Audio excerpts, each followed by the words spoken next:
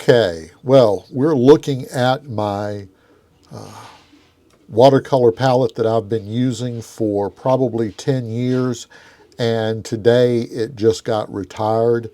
The It's really nothing more than a Derwent pencil box, and it was really nice, fit in my portable easel really well. And I had some of these Pelican watercolor pans from another set that I used. I glued down in it, along with a number of whole pans and half pans, and it's really served me well. But over time it's rusted. I painted it, rusted some more, but this time some of the wells started popping out, and I thought, this would be a good time, pop the rest of them out and clean it. Well, that didn't work out so well because, one, the hinge is torn, and that's getting worse. And then on top of that, as always, some of them just popped out with my hand, but a few of them were glued in well enough that as I was trying to pry, as I was trying to pry it loose, I think this one, I poked a hole. Yeah, it's hard to see, but there you go. Poked a hole in the bottom of the set, and that's okay. It's fine. It was time. This was a repurposed pencil case. It got a decade's worth of use, and I was totally tickled with it. And I have just ordered a couple of metal watercolor palettes, 10, off of AliExpress. I bought a 48 slot and I bought a 12 slot to see about both of them. One of them would be my main usage palette. The other one to carry around sometimes with something real compact and on the go. So I just wanted to cover this, just what was left of this, and then in a few weeks, hopefully, these watercolor palettes will come in from China, and I'll review those. Okay, well, as promised, I have gotten in. It's now been a couple of weeks since I ordered these two watercolor palettes, and I'm pleased to say that they came in. AliExpress normally promises within about 3 weeks, and it's been my experience that that normally is more like about 2, so that's really good. I ordered these from AliExpress because they were so much cheaper than ordering from anywhere else. Now, there was the option of ordering, maybe you can see, maybe not, but this is a 48 well palette, and this is a 12, and I could have ordered a 48 from Jerry's Artorama, which Jerry's is a wonderful company. I've been dealing with them now for over 40 years, and they are fantastic, and highly recommend them if you can't find anything else. But their least expensive 48 well palette was $18. From AliExpress, this was $8. This was $3. So for $11, I got 2 instead of just 1 for 18. Now, you do have to remember, you're going to get what you pay for, and sometimes you'll get stinkers from from AliExpress. So, just be aware of that. Don't get, I read sometimes people's comments, they spent $1 for a watch and they're so disappointed it came in and it didn't work. Well, you spent $1, so, deal with it. I will tell you, the packaging was here or there. It wasn't packaged as well as one would have necessarily liked, but, again, it was less than half the price. Now, I will tell you right off the bat, I already see. You see this one here has a ding. Well, okay, whatever. As long as it opens and closes, I don't care. And it does open and close. And this is real nice. Now we'll see.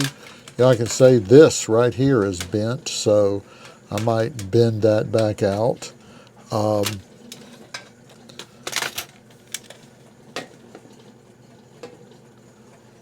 This tin, what's real important to me, and for so many people, is that the tin lid, both of these are where you would mix paint, and sometimes you'll get these where they're convex, I believe it is, so they're arched out, and so when you go to mix paint, they would just sort of go around the top and just settle on the sides, which can be annoying, I'm sure.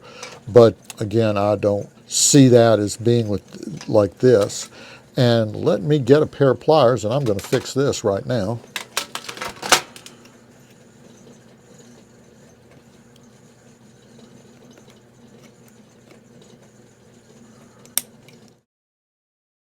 Let's take one of my pans. Look at that. Popped right in. No problem. This is a full pan. Pop in a half a pan. Well, that seems to be doing all right. And then do one over here.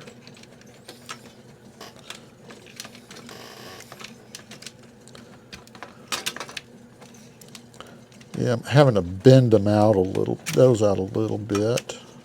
I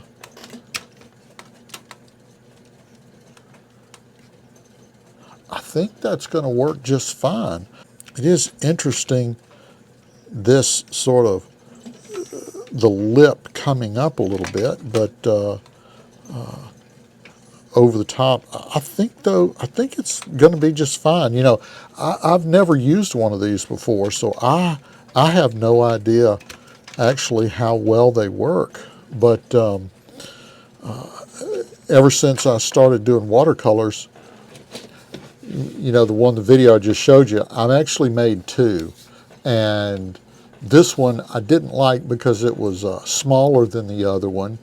And I didn't want to use it permanently because it was smaller than the other one. And then also these big ones, these big wells from, or pans, were from a Pelican set. And they're glued down and they're not coming up. Not without probably tearing everything up. And 2, 4, 5, 10, 15. So there was 15, which isn't bad. And you can see these are from the other set. These actually have gouache in them. So I'll use it, and I still will use it. But to have, you know, a lot of colors, this was what I really needed. I wanted something that would last and would travel with all of my colors. And this is, you know, it's considerably longer, so I've got a little bit more mixing area.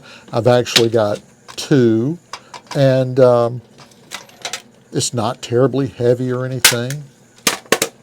And it clicks back in real well. These latches, or whatever you want to call it, they're biting down real well, so it's not wanting to pop open or anything like that. So I'm real tickled with that. I like that little thumb groove right there, indentation, so that you can get your thumb in there. Oh, yes, got this little thing.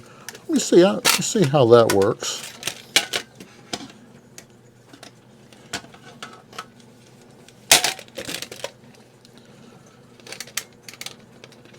Goodness.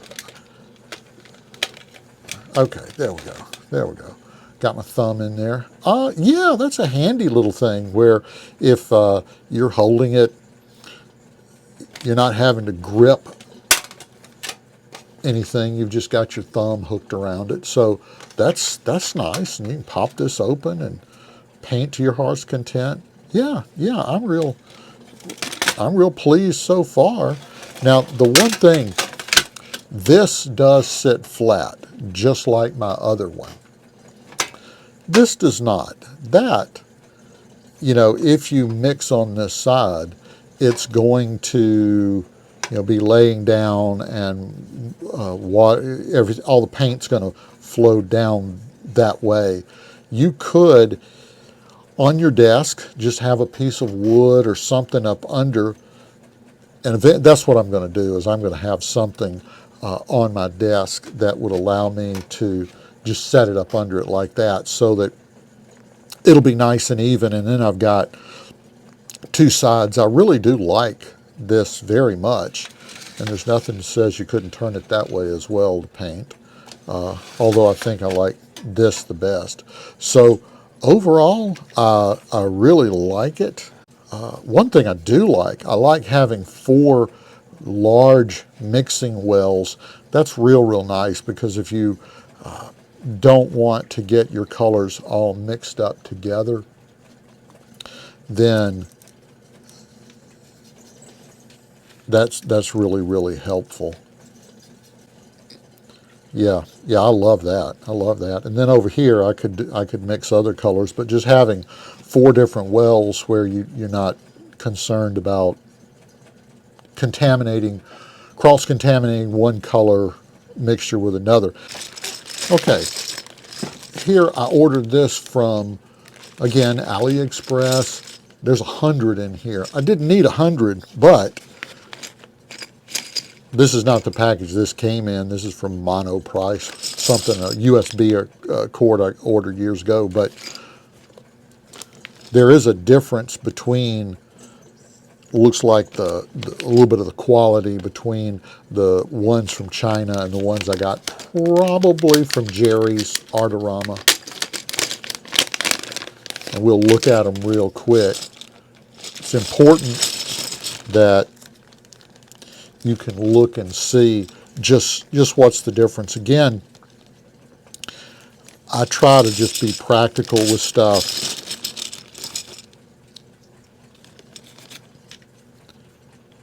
They're the same size, but with their outside dimensions, but the walls themselves of the ones from China, they're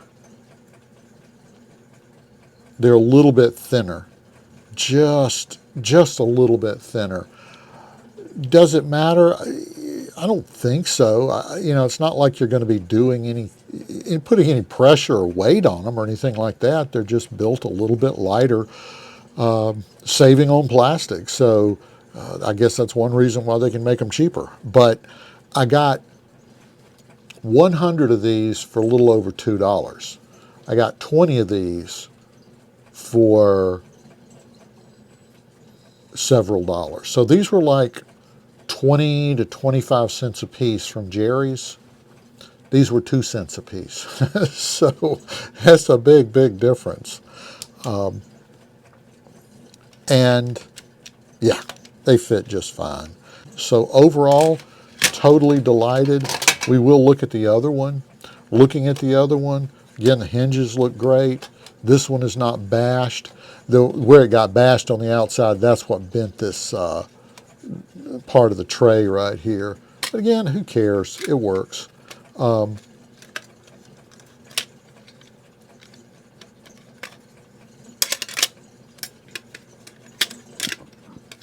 This fits tighter. This one is not,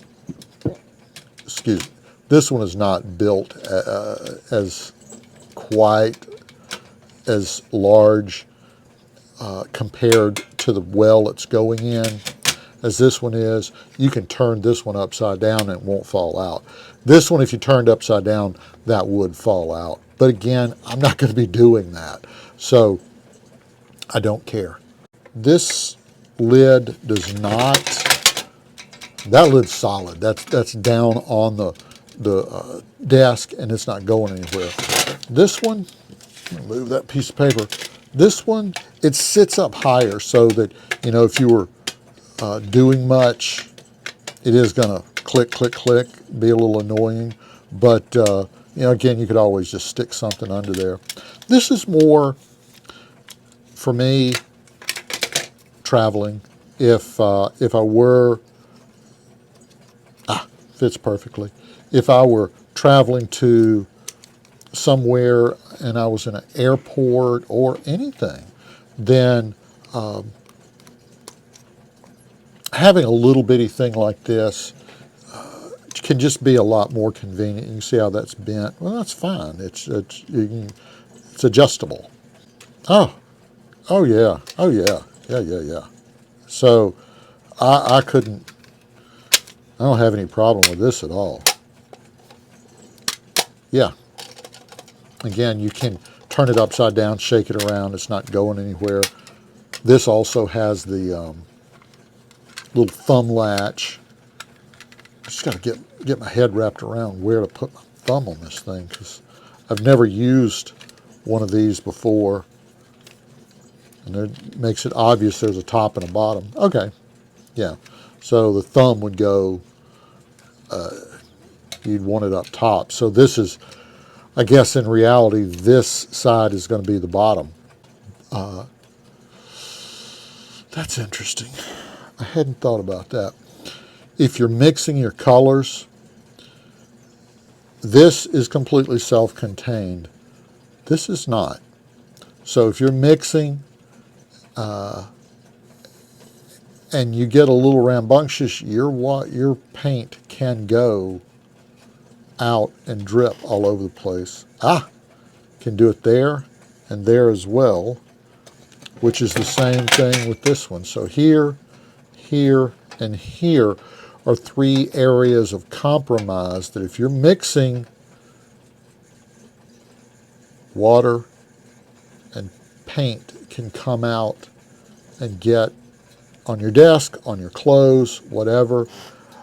I am probably going to try to figure out something. I don't know why that's that way. You got to be careful anytime you go to fix something that comes from a manufacturer. Don't just jump and start fooling around, because you might be messing with something that there's a reason for it.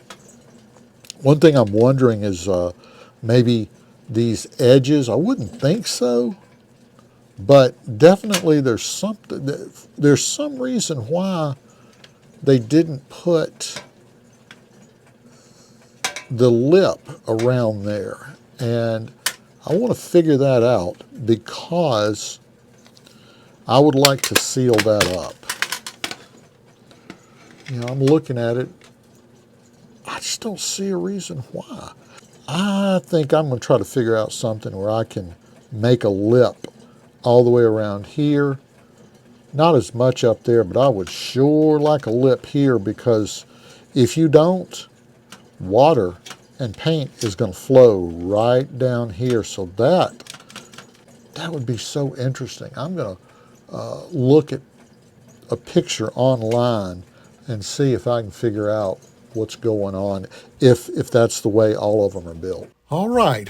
Well, I looked online, and every metal palette I saw seems to have the exact same 5 compromised areas.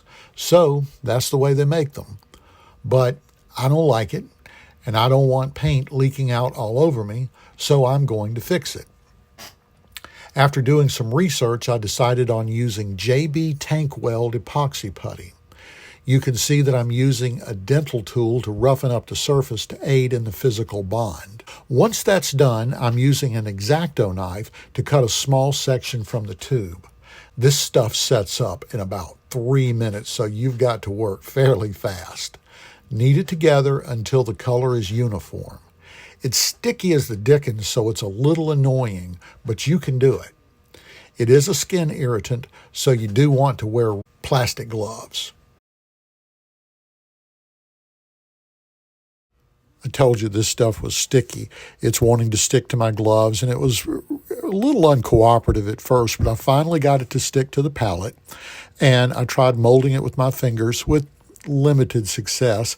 I tried a toothpick, and that didn't work very well. I wound up using the butt end of my X-Acto knife. It's metal, it's smooth, it's fairly thick and round, so that actually worked real well. Then I let it set up for a few hours. If you need to, this stuff can be sanded and even drilled. Now, don't let me get you confused. I did the small palette first, refined my technique, and did the second larger one next. The putty dried to a dark gray, and although I'm not overly concerned with how it looks, but more in how it works, I still wanted the color to be as uniform and non-distracting as possible, so I spray painted it. Here, I've taped it off, then I took it outside and sprayed it with some no-name paint. No kidding, fast, dry spray paint seems to be the name. But it works really well. I used it on my homemade palettes for more than 10 years. The next day, I removed the tape, and here we go. Is it pretty? Not particularly, but no paint is going to leak out all over me when I'm working, so I'm happy. I will say I was careful around the hinges. I shoved my X-Acto blade through the slot in the lid to make sure no epoxy was touching and welding things together. It's folding up perfectly, so none of its function has been compromised. Overall, I love these palettes. They're working every bit as well as ones that cost nearly $200. I only spent $6 on the JB Weld epoxy putty, but I would have spent that anyway since they all seem to have the same design flaw. But again, ordering from AliExpress can be a crapshoot. I've had things I've ordered never delivered, but I just requested a refund. So far, I've been pretty happy overall with AliExpress, and I do recommend them for low-cost items. I wouldn't spend lots of money, but that's just me. So, there you go. If you've enjoyed this episode of The Arthropologist, please hit the like button. And if you'd like to see more episodes like this, think about subscribing. I'm Bill Wilson, and I'm The Arthropologist.